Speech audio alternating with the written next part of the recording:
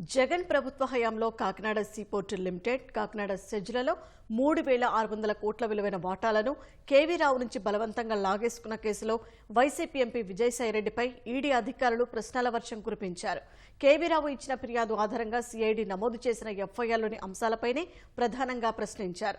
బలవంతంగా వాటాలు లాగేసుకునేందుకు అమలు చేసిన ముందస్తు కుట్రలో విజయసాయిరెడ్డి పాత్రపై అడిగారు. ఆయన వాంగ్మూలాన్ని నమోదు చేసుకున్నారు. విజయసాయిరెడ్డి మాత్రం అత్యధిక ప్రశ్నలకు దాటవేత, తప్పించుకునే ధోరణిలోనే సమాధానమిచ్చారు. కాకినాడ సీపోర్టు లిమిటెడ్ వ్యవహారం కేసులో ఏటుగా ఉన్న విజయసాయిరెడ్డిని హైదరాబాద్లోని ఈడీ కార్యాలయంలో అధికారులు సుదీర్ఘంగా విచారించారు. కాకినాడ సీపోర్టు లిమిటెడ్ వ్యవహారంలో కేవీ రావుకు ఫోన్ ఎందుకు చేశారని విజయసాయిరెడ్డిని ఈడీ ప్రశ్నించగా అసలు ఆయనెవరో తనకు తెలియదని, అతనితో ఎలాంటి సంబంధమూ లేదని సమాధానమిచ్చారు. కేవీ రావుకు తాను ఎన్నడూ ఫోనే చేయలేదని చెప్పారు. పీకేఎఫ్ శ్రీధర్ అండ్ సంతానం ఎల్ఎల్పీతో మీకు పూర్వ సంబంధాలేంటి? కుట్రలో భాగంగానే స్పెషల్ ఆడిట్ కోసం ఆ సంస్థను మీరు ఎంపిక చేశారా అని ప్రశ్నించగా ఆ సంస్థను ఎందుకు ఎంపిక చేశారో నాటి ప్రభుత్వాధికారుల్ని అడగారని, ఆ విషయంతో తనకు ఎలాంటి సంబంధమూ లేదని జవాబిచ్చారు. కేఎస్పీఎల్ కాకినాడ సెజ్లోని వాటాల్ని కొట్టేసేందుకు నాటి సీఎం జగన్ ప్రణాళిక రూపొందించగా విజయసాయిరెడ్డి, విక్రాంత్ రెడ్డి, శరత్ చంద్రారెడ్డి అమలు చేశారు. అందులో భాగంగా కేఎస్పీఎల్లో స్పెషల్ ఆడిట్ చేయించారు.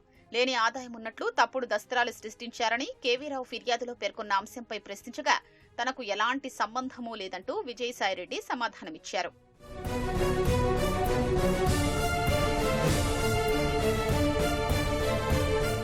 కేఎస్పీఎల్ రాష్ట్ర ప్రభుత్వానికి 965 కోట్లు ఎగవేసిందంటూ తొలుత ఆడిట్ నివేదిక సమర్పించిన పీకేఎఫ్ శ్రీధర్ అండ్ సంతానం సంస్థ కేఎస్పీఎల్లోని 41.12% వాటాలు అరబిందో సంస్థ పరం కాగానే ఎగవేత 9 కోట్లేనంటూ నివేదిక ఇవ్వడం వెనుక మీ హస్తముందా అని విజయసాయిరెడ్డిని అధికారులు ప్రశ్నించారు. అరబిందో యజమాని శరత్ చంద్రారెడ్డితో సంబంధాలపై అడగ్గా బంధుత్వం మినహా మరే సంబంధం లేదని విజయసాయిరెడ్డి చెప్పారు.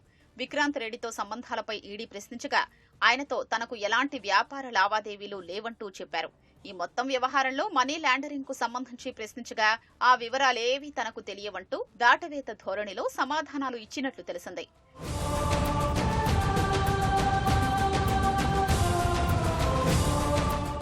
కాకినాడ పోర్టు వ్యవహారంలో తనకు లుకౌట్ నోటీసు ఇచ్చేంత వరకు కేవీరావు చేసిన ఆరోపణల గురించి తనకు తెలియదన్నారు.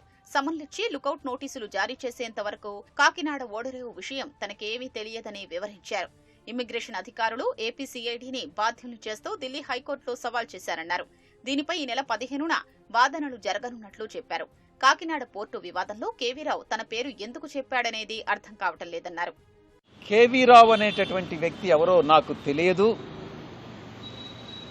ఎందుకు ఈ ఆరోపణలు చేస్తున్నారన్నటువంటి విషయం నాకు తెలియదు. కేవీరావు అనేటటువంటి వ్యక్తికి నాకు ఫ్రెండ్లీ రిలేషన్ కానీ అన్ఫ్రెండ్లీ రిలేషన్ కానీ లేదు.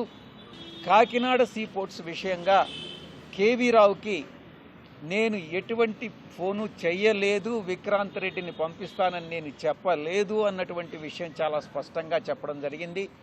దేవదేవులైనటువంటి వెంకటేశ్వర స్వామి సమక్షంలో కేవీరావును తిరుమలకి రమ్మనండి, నేను కూడా తిరుమలకి వెళ్తాను, ఆయన ఇచ్చినటువంటి ఫిర్యాదులో అంశాలను కరెక్టు అనని చెప్పి స్వామివారి ముందు చెప్పమని చెప్పండి. ఆ అంశాలు ఆయన ఇచ్చినటువంటి ఫిర్యాదులో ఆ అంశాలు కానీ కరెక్ట్ అయినట్లయితే నేను నా యొక్క ఆరోగ్యం దెబ్బతింటుంది, దేవుడు నన్ను పనిష్ చేస్తాడు. అదే ఇచ్చినటువంటి ఫిర్యాదులో అవి అవాస్తవాలు అన్నట్లయితే కేవీరావు అనేటటువంటి వ్యక్తి దేవుడు శిక్షిస్తాడు అన్నటువంటి విషయాన్ని చెప్పడం జరిగింది. కాల్ డేటా రికార్డ్స్ని తెప్పించండి, అది వెరిఫై చేసి నేను కేవీరావుకి కానీ ఫోన్ చేసినట్లయితే నేను చేసినటువంటి తప్పు నేను ఒప్పుకుంటాను. నాకు తెలిసి నేను కేవీరావుకి ఫోన్ ఈ విషయంగా ఫోను చేయలేదు అన్నటువంటి విషయాన్ని చాలా స్పష్టంగా చెప్పడం జరిగింది. కేవీరావుని నన్ను ఎగ్జామిన్ చేయమనండి, నేను కేవీరావుని క్రాస్ ఎగ్జామిన్ చేస్తాను.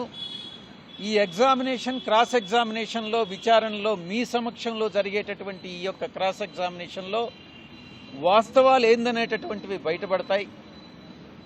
కాబట్టి మా ఇద్దరికి క్రాస్ ఎగ్జామినేషన్ అన్నటువంటిది మీరు అరేంజ్ చేయండి అన్నటువంటి విషయాన్ని నేను చెప్పడం జరిగింది.